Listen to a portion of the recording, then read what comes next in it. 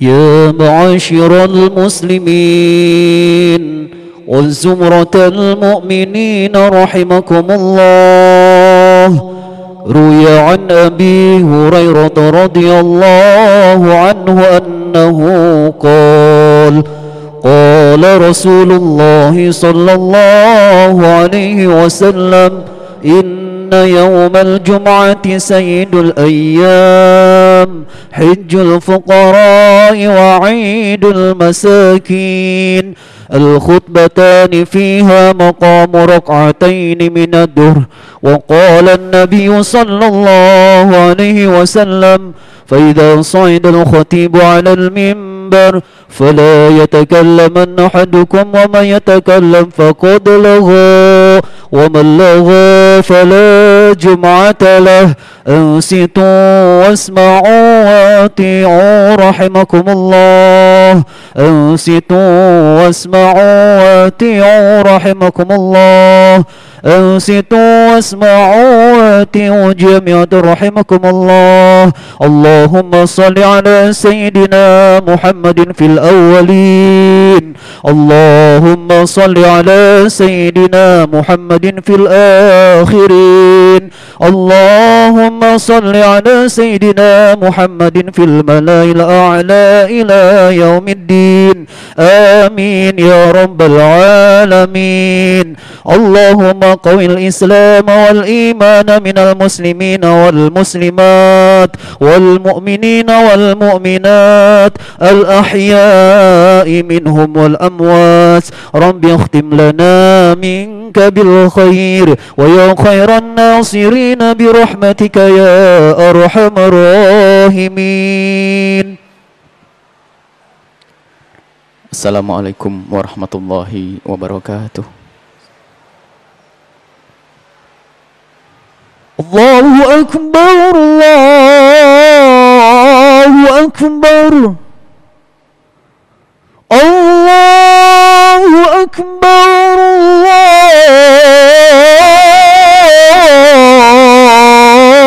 Allahu Akbar.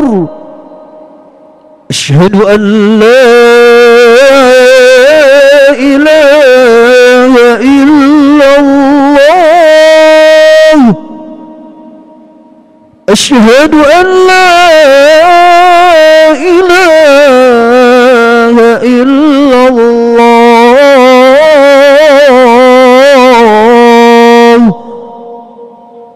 Asyhadu anna Muhammadar Rasulullah.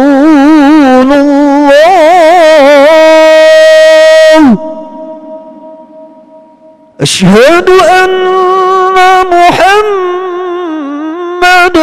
Rasulullah.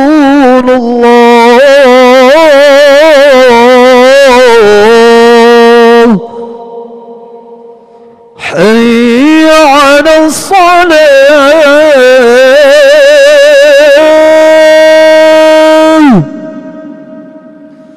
hayya 'alas salah.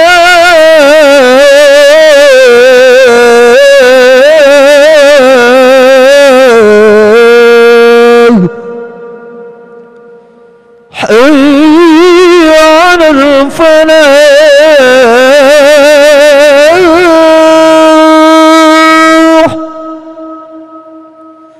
حي على الفلاح.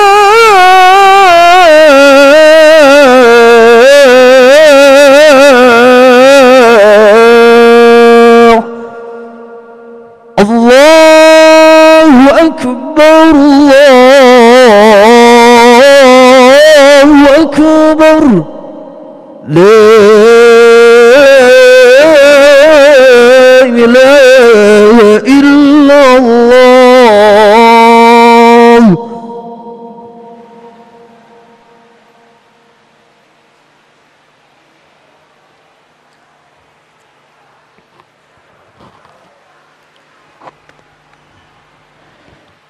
Alhamdulillah,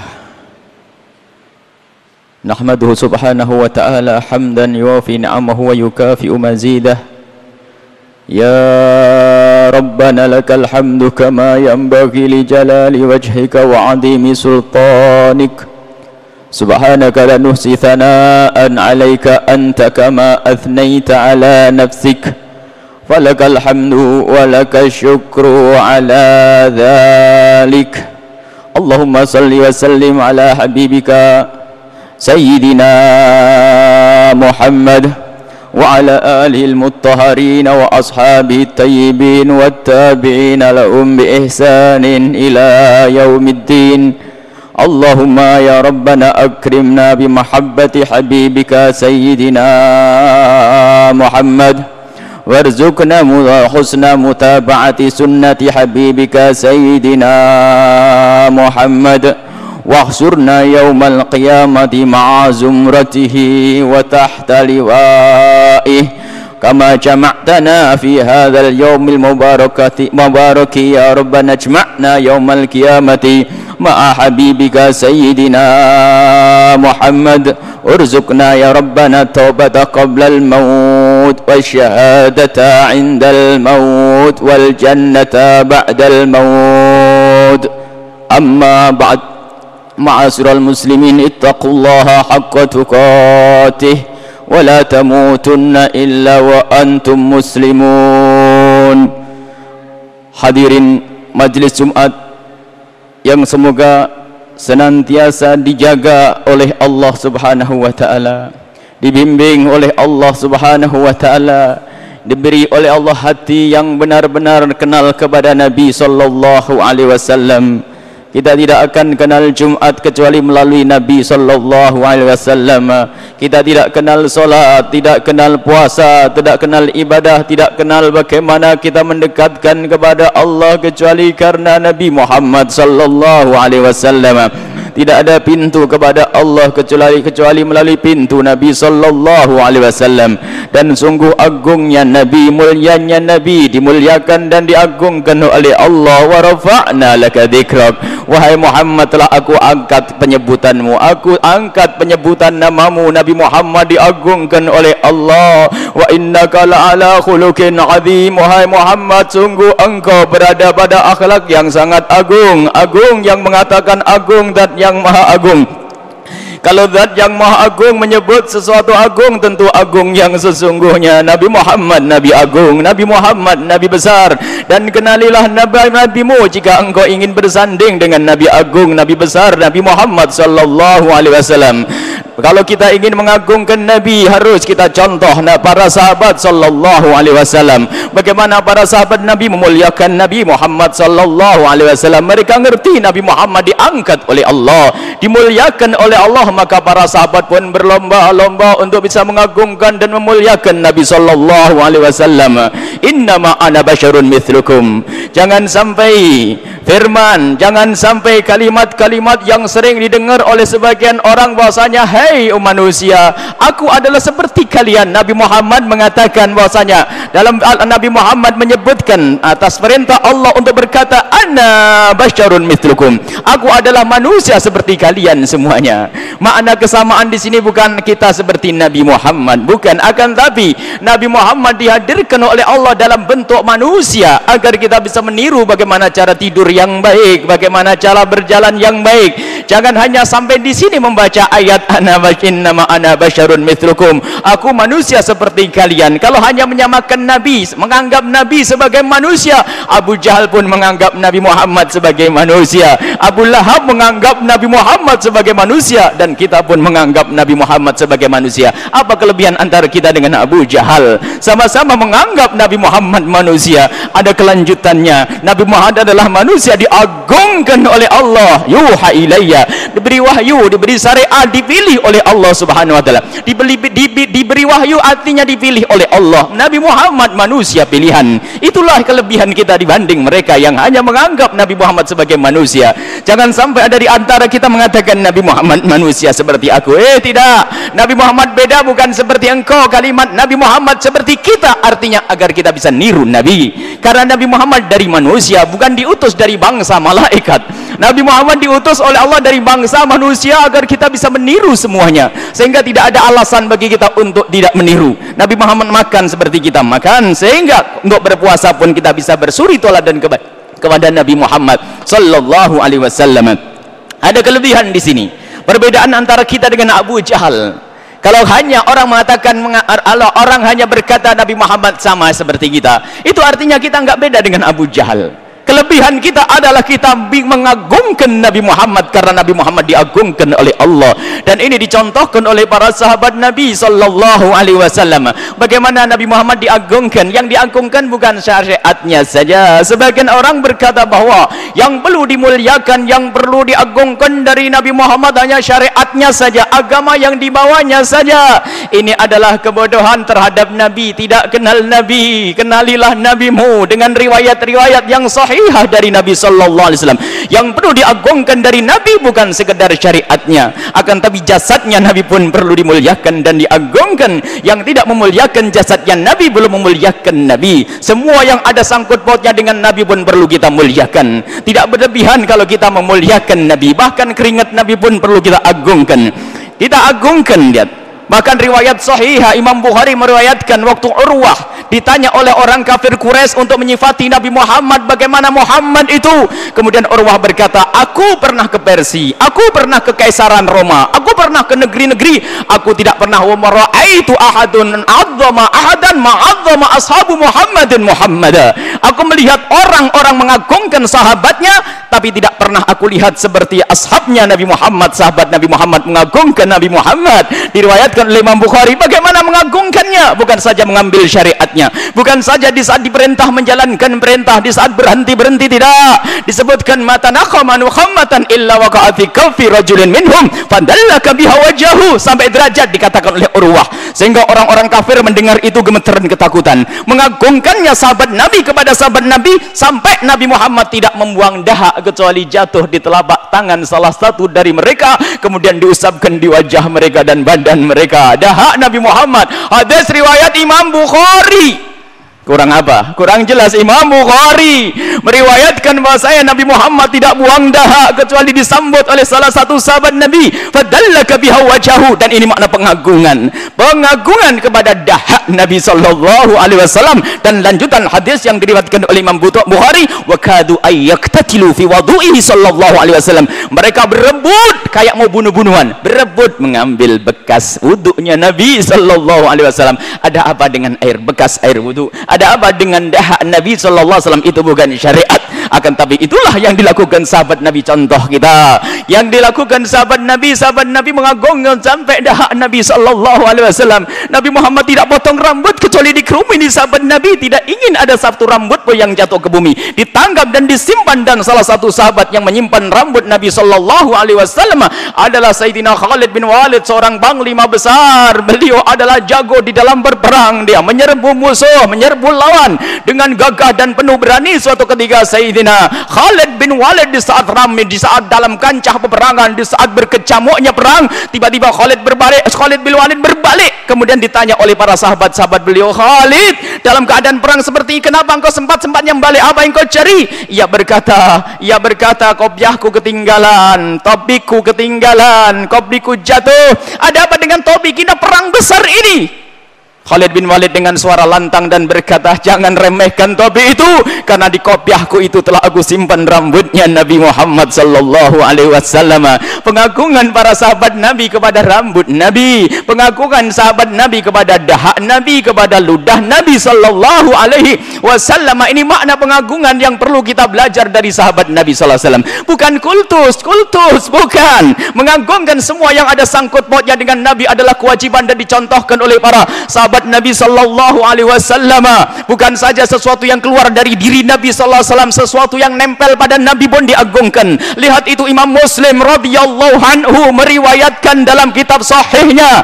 Imam Muslim, yang kenal Imam Muslim kenalilah. Imam Muslim menyebutkan kisah dari Sayyidina Asma binti Abi Bakar, putri Sayyidina Abu Bakar As-Siddiq berkata, Sayyidah Asma berkata, hadhihi jubbatu Rasulillah, ini jubahnya Nabi sallallahu alaihi wasallam. Qabadatha Aisyah tuh dulu dipegang kakakku Siti Aisyah. Walamma kubidat tatkala Aisyah meninggal, qabattuha, aku pegang, wa inni ughassiluha astashfi biha limardana. Aku ambil itu jubah, kemudian di saat ada orang sakit aku celupkan di air, dan airnya aku jadikan obat untuk orang yang sakit. Mengagungkan jubah Nabi sallallahu alaihi wasallam. Kurang apa? Ini makna pengagungan yang diajarkan oleh sahabat Nabi sallallahu alaihi wasallam. Jadi inilah yang perlu kita kenali. Sahabat Nabi mengagungkan Nabi, semua yang bisa mereka lakukan mereka lakukan.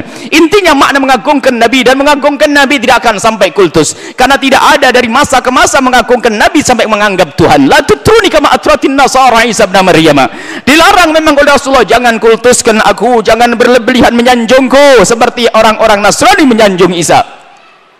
Tapi yang dicontohkan oleh Nabi itu apa? Mereka menganggap Isa sebagai anak Tuhan. Tapi kalau engkau menyanjung Nabi, tidak kau angkat sebagai anak Tuhan dan sebagai Tuhan, maka ketahuilah itu bukan kultus. Kalau seandainya ada festival di esok hari untuk membuat syair untuk menyanjung dahak Nabi sallallahu alaihi wasallam, bukanlah satu kekultusan. Karena Nabi, para sahabat Nabi bukan sekadar menyanjung dengan lidahnya, tetapi mereka menyanjung dengan perilakunya. Subhanallah, mereka adalah sahabat-sahabat mulia, sahabat Rasul sallallahu alaihi wasallam yang perlu kita muliakan. Nabi Muhammad perlu kita agungkan, contoh kita dan Nabi. Jadi semua yang ada sangkut pautnya dengan Nabi, ayo kita agungkan. Ahli bait Nabi kita muliakan, sahabat Nabi kita agungkan, karena mereka sambung dengan Nabi sallallahu alaihi wasallam yang mengatakan bahwasanya cara berjalanku lebih bagus dari cara berjalannya Nabi Muhammad. Ulama mengatakan kalau tidak fasik dia kafir, keluar dari Islam. Mengatakan bahwasanya dirinya lebih bagus dari Nabi sallallahu alaihi wasallam. Urusan cara berjalan Nabi, urusan cara makan Nabi, urusan cara berpakaian Nabi adalah sebaik-baik cara berpakaian itulah Rasulullah sallallahu alaihi wasallam. Maka perlu Nabi Muhammad dimuliakan oleh Allah sebelum lahir dan setelah lahir, dan juga Nabi Muhammad dimuliakan saat lahir. Ada sebagian orang yang bisa berkata Nabi Muhammad mulia sebelum lahir dan setelah lahir, akan tapi seolah-olah Nabi Muhammad tidak mulia saat lahir. Sehingga jika ada orang merayakan maulid Nabi sallallahu alaihi wasallam, mereka heboh, Nabi Muhammad tidak perlu dimuliakan. Ini adalah satu kepecian, satu cara pandang yang tidak benar tentang Nabi. Nabi mulia sebelum lahir, Nabi mulia setelah lahir, Nabi mulia saat lahir, Nabi mulia saat hidup, Nabi mulia saat meninggal, dan Nabi mulia nanti di padang mahsyar, dan bersama Nabi semua akan mulia. Yang ikut Nabi ikut mulia, dan Nabi adalah paling mulianya manusia kelak di surga Allah subhanahu wa ta'ala. Ada sebagian mengatakan Nabi Muhammad, kenapa orang pada merayakan maulid Nabi? Nabi Muhammad lahir tanggal 12. Ada orang yang mengatakan Nabi Muhammad lahir bukan tanggal 12. Wahai kaum muslimin yang beriman kepada Nabi yang agung, kita tidak merayakan hari kelahiran Nabi, sebab hari bisa ulama berbeda pendapat, akan tapi kita memuliakan lahirnya Nabi. Terserah kau anggap tanggal 1, 2, 3, 4, 5, enggak penting. Yang jelas Nabi Muhammad pernah dilahirkan, dan bersama kelahiran Nabi Muhammad keajaiban-keajaiban dunia ditambahkan oleh Allah. Mulai dari runtuhnya kaisar, runtuhnya kekaisaran, mulai dari setelah itu bayi-bayi yang waktu itu lahir laki-laki semua. Kemudian Halimah Sa'diyah yang saat itu sakit-sakitan, di saat bersentuhan kulitnya dengan bayi mulia Nabi Muhammad pun menjadi air susunya lancar. Dan masih banyak keajaiban bersama kelahiran Nabi Muhammad. Semesta mengagungkan Nabi. Kenapa kita tidak mengagungkan Nabi sallallahu alaihi wasallam, lalu berkata merayakan maulid Nabi adalah sesat? Wahai kaum muslimin, kembalilah kepada kecintaan yang sesungguhnya, pengagungan yang sesungguhnya. Imam Bukhari rahimahullah telah membawa cerita. Cerita ini tidak kita jadikan hujjah. Di situ diceritakan bahwa dari Imam Bukhari menceritakan bahwa waktu Nabi Muhammad terlahir, Imam Bukhari membawa cerita bahwa waktu Nabi Muhammad terlahir, saat itu ada Abu Jahal mempunyai seorang budak, Abu Lahab mempunyai seorang budak namanya Thuwaibah. Budak itu memberikan kabar gembira kepada Abu Jahal bahwa saudaranya Abu Lahab, bahwa saudaranya Abdullah telah melahirkan seorang anak laki-laki. Saat itu ternyata Abu Lahab bergembira, saking gembiranya Thuwaibah dimerdekakan. Kemudian ada yang memimpikan bahwa di saat nanti, di akhirat nanti, Abu Lahab itu diringankan siksanya setiap hari Senin. Setiap hari Senin waktu lahirnya Nabi, Abu Lahab diringankan. Sebagai orang yang anti perayaan maulid Nabi, itu bukan hadis, dan kami pun tahu itu bukan hadis Nabi sallallahu alaihi wasallam. Akan tapi itu sekedar cerita. Tapi cerita itu siapa yang menulis? Siapa yang mengabadikan kisah itu? Yang mengabadikan adalah Imam Bukhari. Kalau memang kisah itu enggak benar, kalau memang kisah itu enggak pantas, kalau memang kisah itu bid'ah, kalau memang kisah itu melanggar syariat, Imam Bukhari sangat mengerti syariat, tentu tidak akan diabadikan di bukunya Imam Bukhari rahimahullah. Kisah itu ada, dan Imam Ghazali tidak memberikan talik, tidak memberikan komentar, kisah ini jangan didengar, tidak. Bahkan Imam Bukhari rahimahullah rahimahullah taala waktu mencantumkan kisah tersebut dengan penuh ikrar, dengan penuh keyakinan bahwasanya hal semacam itu adalah boleh dan benar, memuliakan kelahiran Nabi sallallahu alaihi wasallam. Dan orang yang pertama kali menyebut kelahiran Nabi adalah Nabi. Waktu ditanya, ya Rasulullah, kenapa engkau puasa hari Senin? Beliau menjawab, fihi wulidtu, di hari itu aku dilahirkan. Jadi fihi wulidtu, di hari itu aku dilahirkan. Jadi menyebut kelahiran Nabi Muhammad adalah sesuatu yang sangat harus tahu. Kita harus tahu Nabi Muhammad dilahirkan, agar kita tidak mengatakan Nabi Muhammad tidak pernah dilahirkan. Kita tahu Nabi Muhammad mulia. Di saat dilahirkan banyak kemuliaan, kisah-kisah yang bisa kita baca dalam sejarah Nabi. Ada 3 hal. Pertama, sejarah Nabi perlu kita baca. Kemudian naik pangkat tentang Syama'il Muhammadiyah, ciri atau sifat-sifat mulia Nabi. Kemudian yang ketiga adalah tentang kekhususan Nabi sallallahu alaihi wasallam. Baca 3 tingkatan mengenal Nabi sallallahu alaihi wasallam, nanti kita akan sampai pemahaman yang sesungguhnya. Intinya bahwa agungkan Nabi Muhammad. Adapun cara mengagungkannya tentunya dengan sesuatu yang disyariatkan oleh Nabi. Tidak diperkenankan kita mengagungkan Nabi dengan haram. Misalnya mohon maaf mabuk-mabukan, minum-minuman keras dan sebagainya. Agungkan Nabi dengan sesuatu yang disyariatkan Nabi, dengan bersedekah, dengan membuat pengajian, dengan memberikan santunan kepada fakir miskin dan sebagainya. Dan itu biasa dilakukan oleh para orang-orang soleh. Di saat merayakan Maulid Nabi sallallahu alaihi wasallam, mereka mengumpulkan orang, yang satu berceramah, yang satu membaca sejarah Nabi. Dan ceramah adalah sangat syar'i, membaca sejarah Nabi adalah keharusan, sebab yang tidak kenal Nabi tidak akan cinta. Wa kullan naqussu 'alaika min amba'i rusuli man nutabbitu bi fu'adaka. Disebutkan oleh Allah dalam Al-Qur'an, nabi-nabi itu dihadirkan ceritanya oleh Allah di dalam Al-Qur'an agar semakin kokoh hati kita, agar cinta kita semakin kuat. Itu nabi-nabi terdahulu. Bagaimana dengan kisah Nabi Muhammad sallallahu alaihi wasallam? Inilah kaum muslimin yang semoga diberi oleh Allah hati yang bisa mengagungkan Rasulullah sallallahu alaihi wasallam, hati yang bisa memuliakan Nabi sallallahu alaihi wasallam. Muliakan Nabi Muhammad sebelum lahir, saat lahir, setelah lahir. Rayakan semuanya kelahiran Nabi. Semua yang ada sangkut pautnya dengan Nabi adalah syiar. Syiar adalah semua jenis ibadah, syiar adalah semua jenis kebaikan adalah syiar. Dan yang mengagungkan syiar Allah, itulah orang-orang yang punya ketakwaan kepada Allah subhanahu wa ta'ala. Ma'asyiral muslimin, inna ahsanal kalam kalamullahi malikil alam. Wallahu subhanahu wa ta'ala yaqul wa biqawli yahtadil muhtadun. A'udzu billahi minasyaitonir rajim. Bismillahirrahmanirrahim. Alam nashrah laka sadrak wa wada'na 'anka wizrak alladhi anqadha dhahrak wa rafa'na laka dhikrak fa inna ma'al usri yusra inna ma'al usri yusra fa idza faraghta fansab wa ila rabbika farghab. Barakallahu li wa lakum fil Qur'anil 'azim wa nafa'ani wa iyyakum bima fihi minal ayati wa dzikril hakim wa taqabbala minni wa minkum tilawatahu innahu was-sami'ul 'alim. Allahumma salli wa sallim ala sayyidina Muhammad wa ala ali sayyidina Muhammad.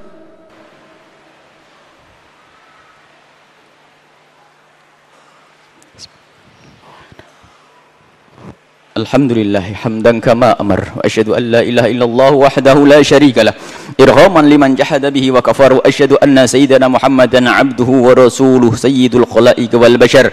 Allahumma salli wa sallim ala sayyidina Muhammad matta salat ainun bin nadhar wa udurun bi khabar wa ala alil athhar wa ashabil akhyar. Ma'asyiral muslimin, ittaqullaha haqqa tuqatih wa la tamutunna illa wa antum muslimun. Tambahan bahwa setelah Nabi Muhammad kembali kepada Allah subhanahu wa ta'ala, pengagungan kepada Nabi terus berlangsung, bukan kepada syariatnya saja. Dikisahkan ini, suatu ketika Sayyidina Umar bin Khattab memasuki kota Madinah.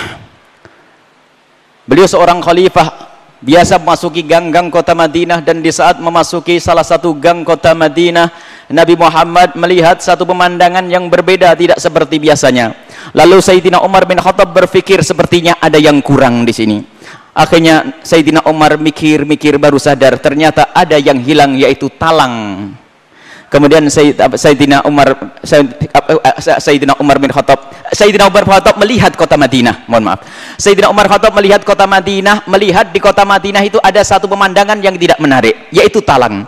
Ada talang yang kurang baik, karena beliau adalah seorang khalifah, perlu menata kota, maka talang itu langsung saja dicabut. Menyuruh orang yang beserta Sayyidina Umar bin Khattab, turunkan talang itu, mengganggu pemandangan kota. Dan benar talang itu dicabut oleh Sayyidina Umar bin Khattab. Setelah selesai dicabut oleh Sayyidina Umar bin Khattab, suatu hari Sayyidina Abdullah ibn Abbas melewati gang tersebut.